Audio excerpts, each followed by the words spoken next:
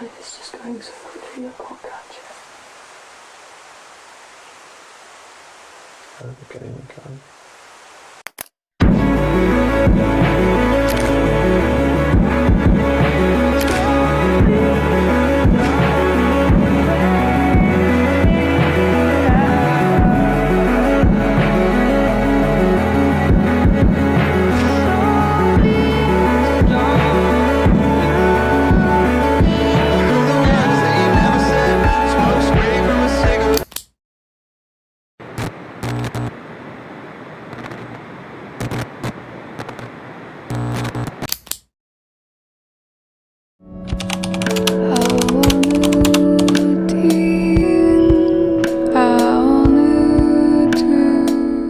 Chances are, if you're from the West, you might not have heard of the 2001 film All About Lily Shoo Shoo.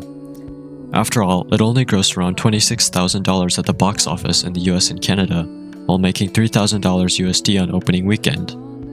However, it was relatively well received in Japan after its release, and, in recent times, it's begun to garner more attention from social media platforms, reaching a broader audience. Shunji Iwai's sixth film, All About Lily Shoo Shoo, is a coming-of-age story, but not one of warmth, innocence, and childhood nostalgia. Instead, it embodies the opposite, following a cast of 14-year-old teens entangled in bullying, crime, coercion, and violence, only finding a respite through the music of Lily Shoo Shoo and their online fan platform dedicated to discussing her. But to better understand All About Lily Shoo Shoo's cultural significance, we need to take a look at its historical context. Created and taking place in the late 90s and early 2000s, Iwai was in the middle of what became known as the Lost Decade, characterized by a devastating economic crisis. But times weren't always so hard.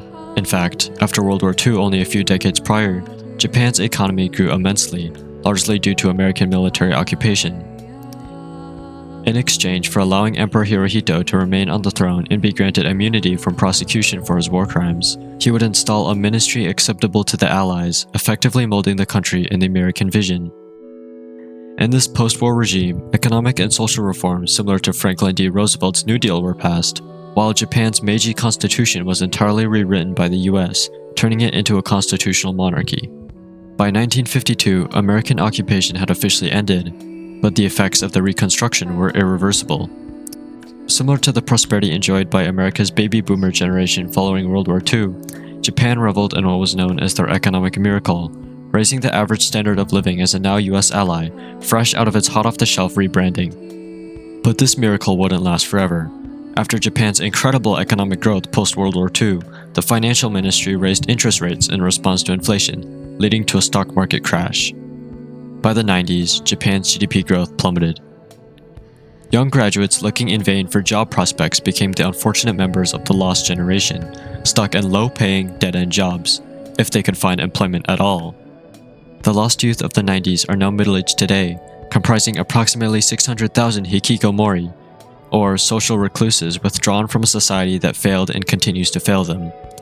All About Lily Shoo Shoo offers a glimpse into the reality of many teens in the 90s and early 2000s, reflecting the disgruntled attitudes of the lost generation.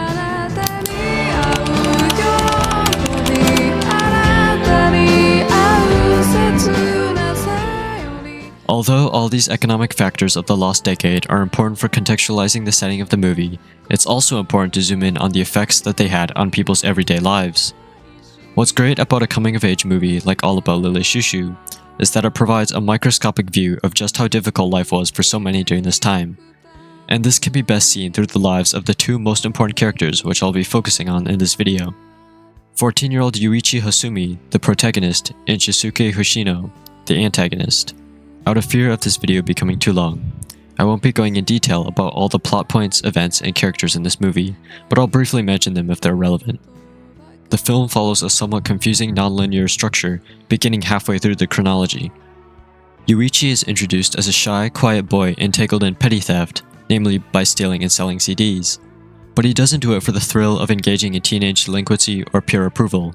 In fact, it's not long before it becomes clear that his partners in crime are anything but his friends, as one of the boys he's riding with while sneaking out casually snatches Yuichi's money to no protest. But after Yuichi is caught stealing a CD, it becomes clear that they are part of Hoshino's gang. The boys invite him to a scrapyard at night, accusing Yuichi of ratting on them. Despite his truthfulness, they beat him, break his CDs, and force him to do other disturbing humiliation rituals, which I'd rather not go into the details of, to which Yuichi complies without attempting to fight back, even after Hoshino leaves. It's at this very beginning of the movie where we start to establish a common motif of Yuichi's refusal to stand up for himself, silently accepting all the bullying and punishments that he's dealt. The film immediately opens with an illustration of Yuichi's unfortunate entanglement with Hoshino's gang and the pain he has to endure, and yet he barely says anything during the entire sequence. From the boy openly snatching his money to them, quote-unquote, inviting him to the scrapyard, Yuichi plays a passive role, establishing him as someone who is completely resigned to his circumstances, helpless against changing his life. Perhaps he thinks that nothing he could do would improve his conditions, as, no matter what answer he gives, he's still punished. Amidst the economic turmoil of the 90s, it's not surprising that Yuichi's attitude of grim hopelessness was common. After all, the teens have to resort to stealing and selling CDs just to make money, or at least to make money for their leader Hoshino. This hopelessness and resignation was likely only further exacerbated by the lack of a proper support system, as none of the adults take action regarding the bullying that happens, and his once friends now serve as his tormentors. Isolated from peers and adults alike, Yuichi, much like many other youth in the Lost Generation, likely feels he holds no agency in his life, unable to do anything about the cards he was dealt. In his eyes, even if he stood up for himself, nothing would change. Perhaps that's why there's so many hikikomori among the Lost Generation. They isolate themselves because that's all they've known, and society has proven time and time again to offer no real support system for them. But this leader of the gang who forces Yuichi to do his bidding and humiliates him, this sadistic Hoshino that we're introduced to, wasn't always this way. In fact, we see that he used to be Yuichi's friend as the movie goes back 1 year in time. Hoshino, like Yuichi, is ridiculed by the other school children for seemingly no reason, despite his intelligence and academic standing as the class president. Was it jealousy, perhaps? Petty resentment? The answer is unclear. Later on, Kuno, the girl that Yuichi likes, is similarly ostracized by the other girls who refuse to let her play the piano, despite her musical prowess. Throughout All About Lily Shushu, there seems to be no real justification for why any of the children are bullied by their peers. They just are. Friedrich Nietzsche once stated, "He who has a why to live for can bear almost any how." But these children have no why. There is no proper reason for their ridicule, and the only thing worse than suffering is meaningless suffering. Much like their economic circumstances, they are hopelessly at the mercy of their environment. In contrast to the Hoshino we saw in the beginning of the movie, this younger Hoshino is kind, compassionate, and well-mannered, inviting Yuichi over for a sleepover. Later, Hoshino, Yuichi, and some of their friends travel to Okinawa using stolen money combined with what little personal savings they could scrape together. However, after nearly drowning, Hoshino's entire personality changes. After returning to school, he immediately shocks the class by incapacitating one of his bullies and bringing a blade to cut off part of his hair. Rather than being a heroic display of standing up for his peers though, Hoshino takes his place as the new bully, continuing the cycle of abuse and bringing us to the ruthless character we saw in the beginning. It's unclear why Hoshino's demeanor shifted so drastically after his trip to Okinawa, but it is revealed that Hoshino's family business collapsed and his parents divorced, possibly leading him down this dark path.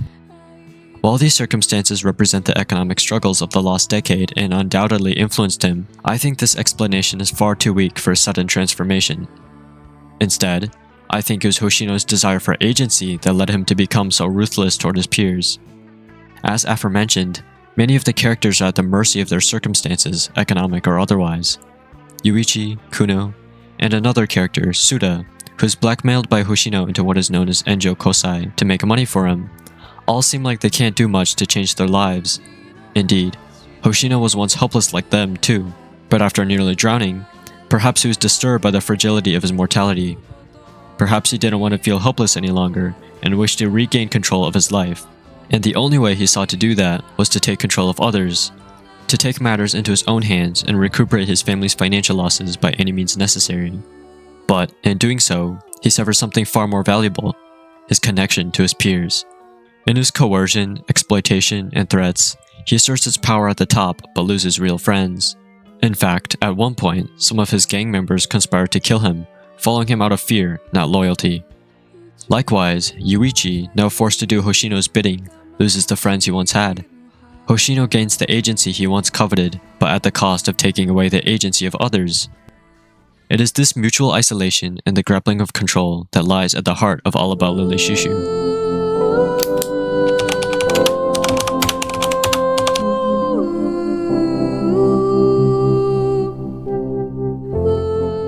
Despite how emotionally isolated all the characters are from each other, they are united through one thing: Lily Shushu's music. In fact, it's Hoshino who introduced her to Yuichi, and it's Yuichi who introduces her to Suda. This unexpected unification can be symbolized through the end credits scene, showing Yuichi, Hoshino, and Suda all standing alone in a field while listening to her, worlds apart yet unknowingly connected. But the characters are even further linked through the technological marvels of the 21st century. Throughout the movie, Yuichi creates an online messaging platform dedicated to discussing Lily Shushu's music, taking on the moniker of Philia. Though he's quiet and reserved in real life, as Philia, he's the opposite, using the online platform to connect to other fans. Though in real life he hangs his head low, as Philia, he unashamedly expresses himself, forming the relationships that he couldn't in real life.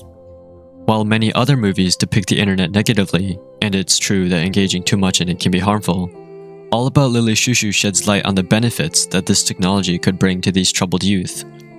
For Yuichi and many other teens of the lost generation, these internet communities were the only way for them to connect to others through common interests and truly be themselves, providing them a safe space from their horrible realities. One such user named Blue Cat joins the platform, and Philia and Blue Cat message back and forth, sharing their experiences and sentiments. In his world of Grey, it seemed like he had found someone who was able to connect to him on a deeper level, bringing some semblance of color into his life. But at the end of the movie, when Philia and Blue Cat agree to meet at a Lily Shushu concert, it's revealed that Blue Cat is actually Hoshino. Tragically, the friend he thought he found through Blue Cat ended up being none other than his enemy, shattering his escapist connection. Despite his horrific bullying, the reveal of Blue Cat's identity does a great job of humanizing Hoshino and reminding us of the person he used to be. Blue Cat symbolizes the compassionate parts of himself that he represses in real life, the parts of his identity buried in the deepest crevices of his soul. In fact, when the pain of Yuichi's life becomes too much to bear, Blue Cat talks him out of taking his life, comforting him by relating to his pain and struggles, showing that Hoshino is still capable of kindness and empathy. Just like Yuichi and many others, Hoshino is deeply unhappy with his life, as seen through the scene of him screaming at the top of his lungs while alone in a field, listening to Lily Shushu. Just like Yuichi, he uses Lily Shushu's fansite as an escape from his suffering and as a way to find the human connection that he lacked in all other aspects of his life. Most importantly though, just like Yuichi, he's still just a child growing up in a fractured world that matured him far too early. In this way, these two opposing characters are more alike than meets the eye, tethered by the connection of music and the internet. The disconnect between someone's real identity and their online persona is a common phenomenon. This is known as the online disinhibition effect, where people feel less restraint speaking online than in person. This is largely due to both the lack of judgment that comes with anonymity and the void of nonverbal feedback such as body language and facial expressions, simplifying communication. The Bertelsmann Foundation states that social media users benefit from the anonymity the internet offers and use it to express themselves more openly and form interpersonal relationships. People that are shy or have social anxiety find it much easier to make friends and be more vocal on the internet, where they can reveal parts of themselves without fear or judgment. This begs the question, which identity is the true self? The online, unrestrained persona or the real-life counterpart? Hoshino, similar to Yuichi, adopts an online identity vastly different from his real one, perhaps molding Blue Cat in the likeness of the person he wished he could be, forever disconnected from the person he forced himself to become.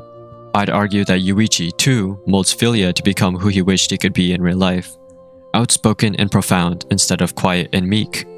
The online identity then, unfettered by judgment, is the ideal self. This is especially interesting in the case of Hoshino, since it would follow that Hoshino wishes he could be Blue Cat. Part of him wishes he could go back to the way things were. He wishes he could be compassionate and connect to others the way he does through Blue Cat, evident through his real-life frustrations. Despite gaining back a semblance of his agency and exerting control over others, Hoshino still has a gaping void that can only be momentarily satiated through online connection, but never completely filled. In spite of how he acts through Blue Cat, Hoshino's crimes have become irredeemable. He's too far entrenched in his new life, and the damage he caused to everyone around him has become impossible to ignore. With the realization of Blue Cat's identity, Yuichi no longer has anywhere to run from his pain, not even in the solace of Lily Shushu's fan site. He has no choice but to face his reality head-on as it slams into him like a freight train. Lily Shushu's concert was the only thing Yuichi was living for, and after Hoshino throws away his concert ticket and leaves him stuck outside to watch the performance on the screen, he finally snaps. For the first time, seemingly out of character, he screams hysterically, yelling that Lily was outside. Taking advantage of the confusion and chaos in the crowd, Yuichi stands up for himself for the first time. His entire character arc has led him to this defining moment. Putting an end to his terror and finally taking back the agency to make his own decisions, he silently stabs Hoshino. In the climactic intersection between his online and real lives, Yuichi wins the tug-of-war of control between the two forces, and with Hoshino gone, a new era in his life begins. The dyeing of his hair at the end of the movie marks the start of this new chapter, symbolizing Yuichi taking greater control of his life and the beginning of his journey to express himself, not just through Philia, but also in the real world. Although technology has served as Yuichi and Hoshino's main source of human connection throughout the movie, the ending makes it clear that it's not glorifying technology as a means of escapism. His fan site was able to help Yuichi find a sense of community in his darkest times, but it's not portrayed as the end-all be-all. Yuichi's interaction with Hoshino at the concert reminds us of the importance of facing one's problems instead of running from them. He could have easily continued to accept Hoshino's treatment, letting him walk away unscathed. Just as it's necessary to take control of one's life in the real world, it's equally necessary to seek human connection outside of online spaces. At the end of the day, by isolating himself and passively accepting his circumstances, Yuichi was still unhappy, even with the brief respite he could experience through his shared love of music.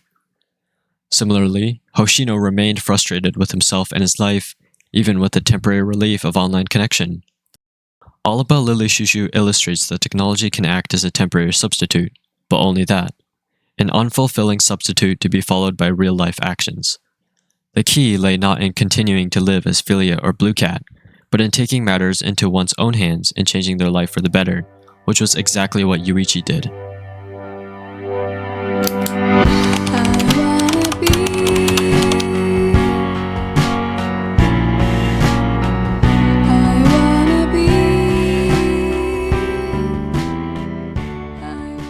All About Lily Shushu was one of the most depressing coming-of-age movies I've ever watched, and one of the heaviest films I've ever watched in general.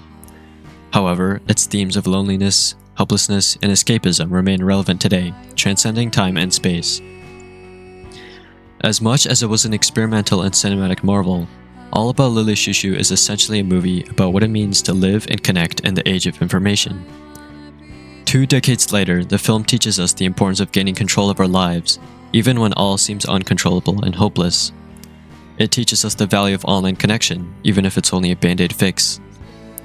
It teaches us that, in our darkest times, there will always be those who can relate to how we feel. Many teens and young adults around the world may still relate to the characters in this movie, even if their experiences aren't as dark as those depicted.